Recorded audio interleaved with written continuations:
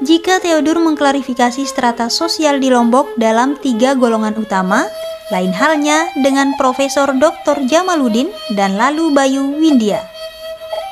Dalam bukunya Sejarah Sosial Islam di Lombok tahun 1740 sampai 1935, Jamaluddin lebih rinci lagi menjelaskan tentang strata sosial di masyarakat Sasak.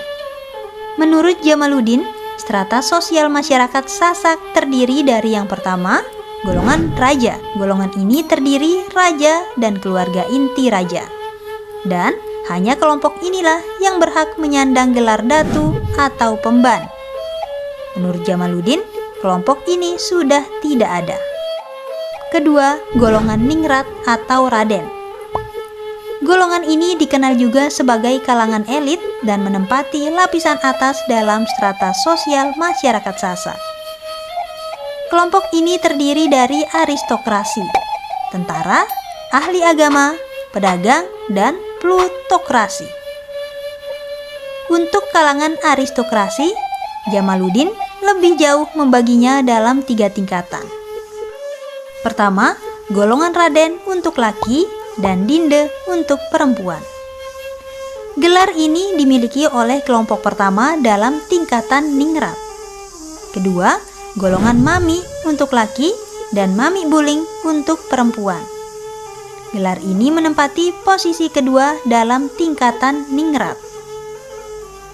Ketiga, golongan lalu untuk laki dan bayi untuk perempuan. Gelar ini adalah urutan ketiga dalam tingkatan ningrat. Ketiga, golongan perwangse.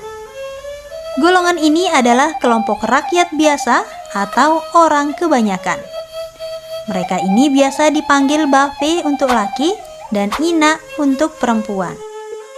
Keempat, golongan jajar karang atau bulu ketujur. Golongan ini menempati strata sosial terendah dalam masyarakat Sasak. Kelompok ini pun dibedakan dalam 4 tingkatan.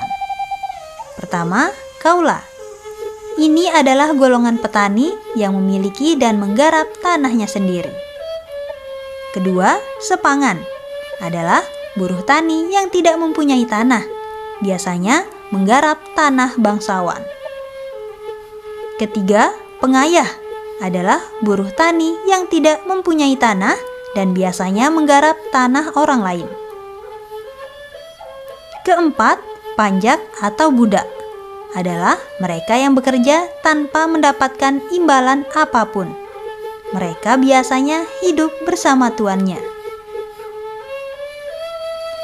Selanjutnya, Lalu Bayu Windia dalam buku Manusia Sasak, bagaimana menggaulinya?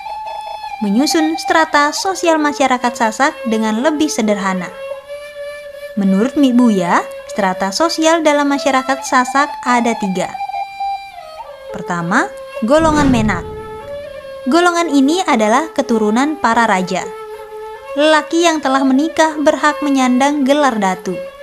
Bagi laki-laki yang belum menikah dipanggil Raden Noena, sedangkan untuk perempuan biasa dipanggil Dinde. Jika tidak ingin gelarnya hilang dan kebangsawanannya tidak susut, golongan ini harus menikah dengan sesama golongannya saja. Namun, jika terlanjur menikah dengan kalangan yang bukan dari golongannya, maka kebangsawanannya harus turun menjadi bangsawan menengah atau rendah. Gelarnya pun menjadi lalu atau gede untuk laki-laki dan lale atau baik untuk perempuan. Kedua, golongan perwangse atau perbape. Ini adalah golongan rakyat biasa atau rakyat kebanyakan. Panggilannya langsung menyebut nama yang bersangkutan. Ketiga, golongan jajar karang atau bulu ketujur. Golongan ini hampir sama dengan golongan perwangse atau perbape. Namun dari sisi kepemilikan individu, golongan ini seringkali tidak mempunyai apa-apa, termasuk kepemilikan tanah. Dari penjelasan mengenai strata sosial masyarakat Sasak di atas, kita dapat mengambil kesimpulan bahwa dalam masyarakat tradisional Sasak, masa lampau telah terdapat golongan dengan tingkatan dan derajat yang berbeda-beda. Penggunaan gelar pun dalam masing-masing golongan mempunyai sebutan yang berbeda. Sebuah gelar akan menunjukkan status sosial seseorang dalam hubungannya dalam relasi sosial. Dan jika menilik asal-usul gelar, Lombok sejatinya adalah percampuran dari beberapa suku dan ras. Gelar Lalu dan Lala misalnya, ini adalah gelar yang berasal dari bangsawan Sumbawa. Begitupun dengan gelar Raden yang berasal dari Jawa. Lantas timbul pertanyaan, manakah gelar asli masyarakat Sasak? Beberapa sumber menyebutkan gelar asli masyarakat Sasak adalah Datu, Pemban, dan Nek. Dewasa ini, strata sosial dan gelar tidak terlalu berpengaruh dalam relasi sosial masyarakat. Kesadaran bahwa manusia pada sejatinya adalah sama di hadapan Tuhan telah membuat hubungan masyarakat Sasak yang satu dengan yang lainnya menjadi setara. Masing-masing orang telah duduk sama rendah dan berdiri sama tinggi.